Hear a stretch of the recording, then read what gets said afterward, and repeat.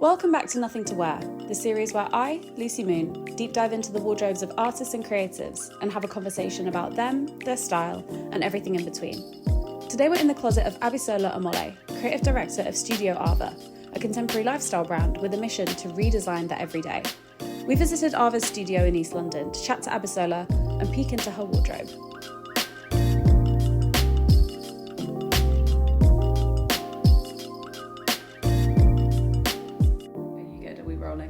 It's fine. I want to start by asking you some questions about your career. Okay. Because that's how I know you and came across you, is through Studio Arva.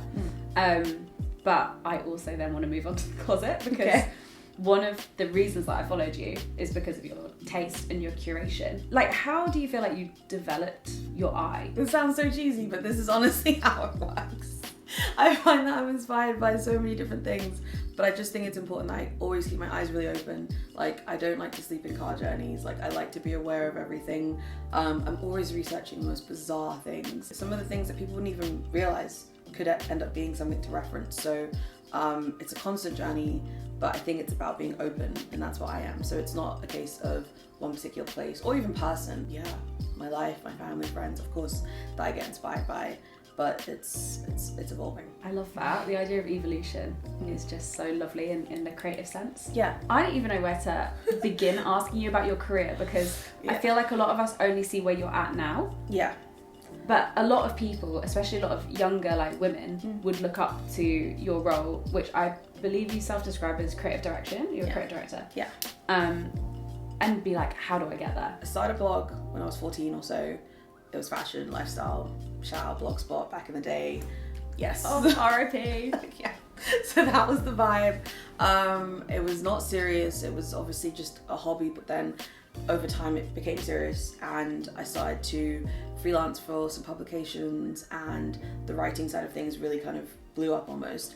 So as the digital world is forming, at this point I'm now 18, 19 and brands are asking me how do we work with online? What is online? What's the content? And so we started working with them to basically introduce them to what essentially was my friends, all my online, community who were also creating content. We wanted to kind of, push the barrier down so that everyone could start working with each other. So brands started working with me to work with them.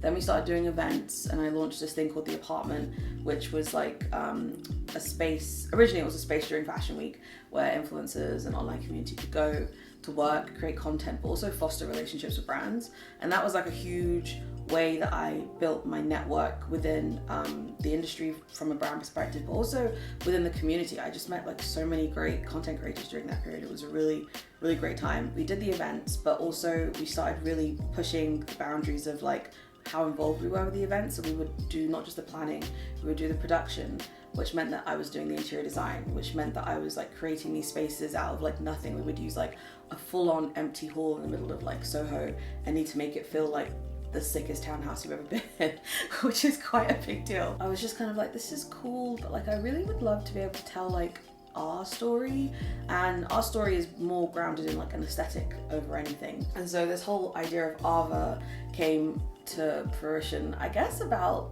6 years ago, but I kind of had it on the back burner. But I always knew I wanted to have this really cool contemporary lifestyle brand that just was able to just be almost a physical and online, I guess, manifestation of wherever my mind was at. And I didn't want to I didn't want to close myself off. I didn't want to say it's a furniture brand. Didn't want to be a food brand or a clothes brand. I just was aware that I have an short, attention span. Yeah. I want to be able to have fun with different aspects of lifestyle, hence why it's a lifestyle brand, without people being this is too weird or this is too random. A lot of people thought we were a furniture brand because that's what we started with. We had a lot of furniture, a lot of soft furnishings, crockery, things like that. But yeah, it's not just what we do. So we have the studio space, the E10 one, which we're currently in. Because the way I designed it, I wanted everything to be in situ. People would see it online and we're like, oh, can we rent this out? And I was like, oh, I guess you could if you wanted. It was never the intention. But through that, it ended up being its own thing and becoming its own brand, like this whole Studio Arva concept of it being like this space that you could hire, which was honestly never the plan. Because the brand itself is called Arva, and this was literally just our studio. I've always wanted to have a physical space that was a lot more open, because right now these are very much like by appointment only unless you're booking it. But I wanted a place that you could just rock up to, a retail space, a leisure space, something that people could really walk in and fully feel like they could understand who we are. So when the opportunity arose for us to have a space in Islington Square, which is the one that you came to, guys, it's really nice. But as you can probably tell, we have not made it look like a shop. Like the idea of it is that it's a concept space. It's like this space that always evolves, and it evolves with the products that we have in the space. So right now, furniture and like our drinks brands and like the ceramics and books are the focus, and that's what it feels like. But that will change next year. It's lovely to see someone wearing so many hats. I feel like lovely is not the right word. One of the first ways I came across you was seeing some stories that you posted about diversity at brand events. Yes. Something that needs to be talked about more, let's be honest. And it's interesting because now I didn't realise until just now, but you have been in this online social space for a really long time. It's incredibly white, it's incredibly monolithic. How has it been navigating that, as you are like undeniably incredibly successful in the space, but like how has it been navigating it? It felt like it was just grinding. It was just you're being low key, but you're doing the work. You're not really complaining. You're just kind of making sure that like no one also can have anything to complain about to you. Everything was just high standards. Everything has to be pushed out to a way that like I always wanted people to think the company was bigger than it was. Because we had huge partners that we were working with, and I think whenever they saw me like walk into the room, and like technically I was the CEO, like I am, but like just generally this idea of this like 22-year-old girl walking in, 22-year-old black girl, 22-year-old black plus size girl, and then it's like a room full of like usually just like white men who are like, why should we give you money? And I'm just like, you guys reached out to me, so you know, and it was always that case because we never really reached out to people. They just knew about what we were doing and they would want to work with us. And then when I'd get to that room, and my team has always just, by just no fault of my own, no, I didn't do it on purpose, but my team has always been pretty diverse. And I think so almost like this like diverse team would walk in and everyone would just be like, okay, sorry, why should we give you our money? And I'd have to be like, I'm sorry, you guys wanted us, like, here's what we've done, but let us know if you're interested. Like, we were not about to start like having to explain ourselves, because I felt like because of what we look like, that became an almost barrier to entry for them. And I feel like if we looked like them, they wouldn't have been like, why should we give you our money? Especially when they were the ones who reached out to us. So for the first like half of my career so far, I feel like that was it. It was kind of like trying to be polite about these things, but also being like, you know, we do deserve to be here. And what we are doing is very legit and obviously successful, but I found it really interesting that like we still had these issues, even though we were doing really well. It did happen almost in every meeting I went to. It would be rare if someone was like, oh, like, hey, like the amount of times I walk in, they'd be like, sorry, how old are you? I'm like, would you ask anyone else that? Like if you were in like a meeting to discuss the same thing, but if they look like, you know, it was a lot. But that was when we were more like behind the scenes. Like I said, that's when we were working with the brands to create these spaces and these concepts. And then the events themselves would be a mix between who we would invite and obviously who they would invite. Our list was always pretty diverse. And obviously theirs were interesting, and there were interesting moments when and it's like, no, you can't just pick 10 white people, guys, come on. Like you have to make sure like there's a mix. And it was funny because I've always been quite outspoken, try not to be too problematic or too like rock the boat vibes, but like definitely making sure people knew what was happening. And it was interesting always seeing their responses when I was like, I think we should have probably a couple plus size people here and a couple people of color here, because this is a drinks brand, so I'm pretty sure that's for everyone. Like, no, of course, Abby, like we were not saying what. I'm like, yeah, cool, it's cool then. Like, sure, we're on the same page. Okay. You know, I do feel like sometimes it is just a reflection of the team themselves, and it was just kind of shocking for a long time. And to be fair, look, it's still kind of the same. Sometimes I look at press trips that I get invited to, and if I don't go, there's just no one of color. And I'm like, wow, I was literally the only one invited. Like, love that.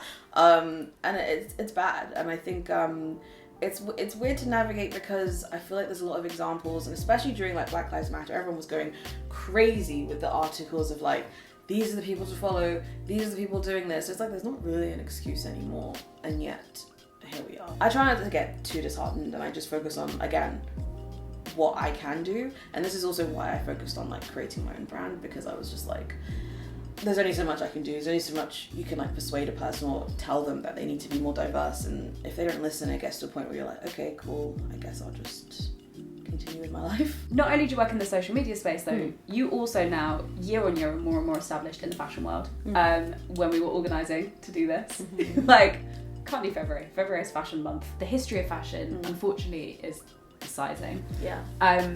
But to me now it feels insulting to people. The fact that you would think that someone who is, and not even just plus size, anyone who is above a size 10 would not be interested in clothing or not have the same taste as you, I think is just so archaic of a thought. It's wild. Let alone all the rest of it. The market and what it produces right now basically caters like 80% of what it does for 10% of the market size. So like, obviously size is like under 12, I'd say, and then there's like 20% that caters to like the remaining like 90% of the market.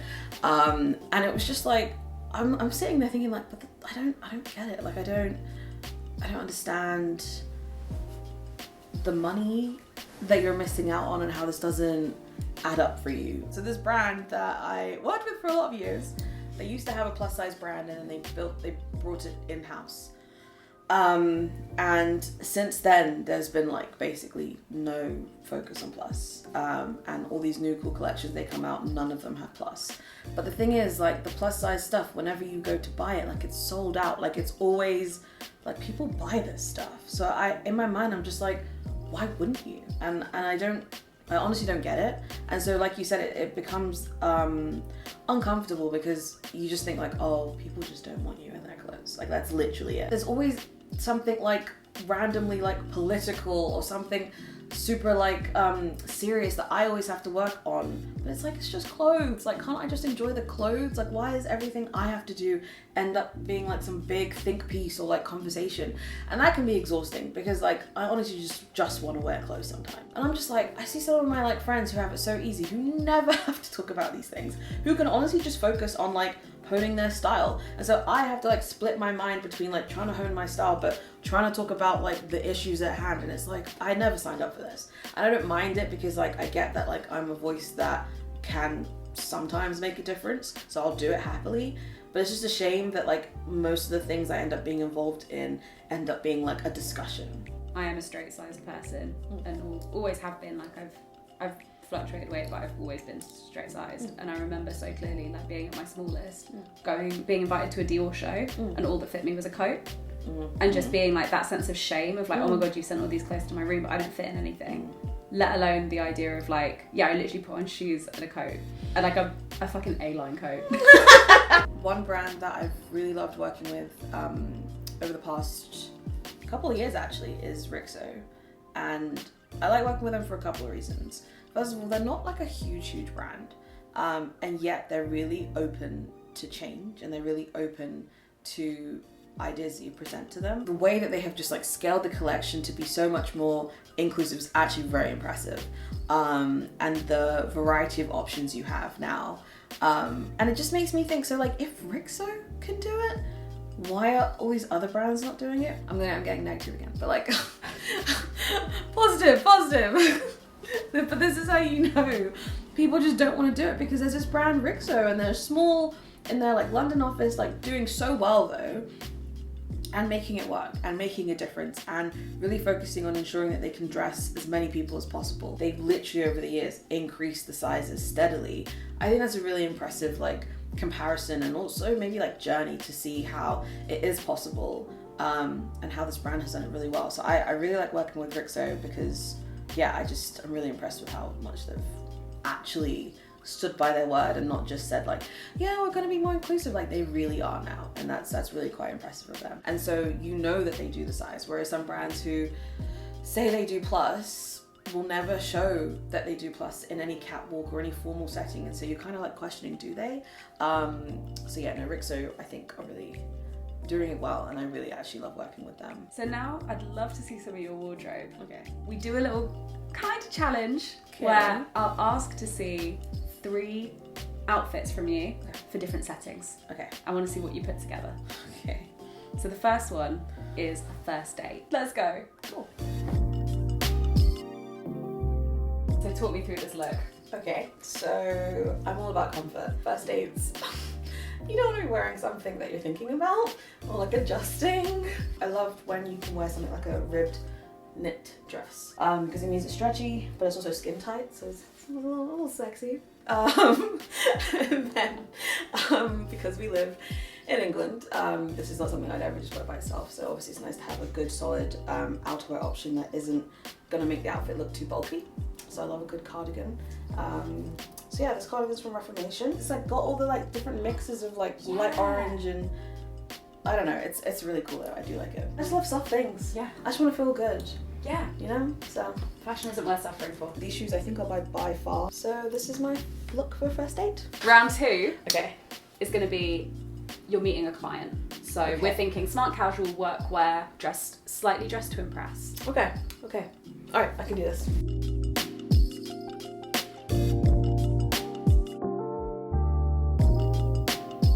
I love this look. Thanks. Talk me through it. Okay, so where to start? Well, this coat is actually H&M Premium. So they've got like a premium range where they work with like specific like suppliers of fabrics, and so this one is one in Italy, I guess. But yeah, H&M Premium. Top and, well, it's kind of like a top but cardigan, but I actually only wear it as a top. And the skirt are both from Tory Burch, who I'm obsessed with these days. And then my shoes are from Zara. When you pulled out this top, Yeah. Abby wandered around looking for the right top for the skirt for a little while. Yeah. Pulled something out that I thought, no way. As soon as I saw them next to each other, yes. Bam. Perfect. Oh yeah. So I think this is perfect meeting outfit because again, I'm super comfy. You can't probably fully tell, but everything is pretty loose. So I feel really chill. I think as well it's something to be said for good tailoring, isn't it? When you are looking smart, you look like stuff is fitted, but it's actually really comfortable. Yes, because like, you know, when you're wearing like a really tiny or tight suit, it just, your mind is elsewhere. But in this, I'm focused. Amazing. Okay, you said you have no casual clothes, like comfy clothes here, do you? That's all at home. I have some. So I was gonna say, I find that I'd love to see an outfit of you just comfy, casual. What do you wear on your off days? Because we see you on your on days so often. I mean, you'd be surprised. I mean, you probably see me on my off days but didn't realise, but I guess that's a good thing. But yeah, no, I can totally do one of those off day outfits. You could completely convince me you're wearing this for the second outfit and I would have believed you. Yeah, I could maybe wear this for a meeting potentially, but it's a bit too casual for a meeting. So, talk me through it. I'm wearing this pullover, as they call it, because it's from an American brand, Jenny Kane.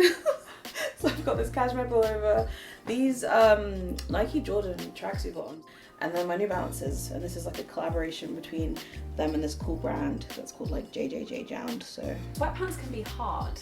I find like weirdly never thought about the tailoring of them before I started actually wearing them in like the pandemic. Yes. Pandemic tracksuit baby. Most of us did. The wide leg is really important. It's way comfier.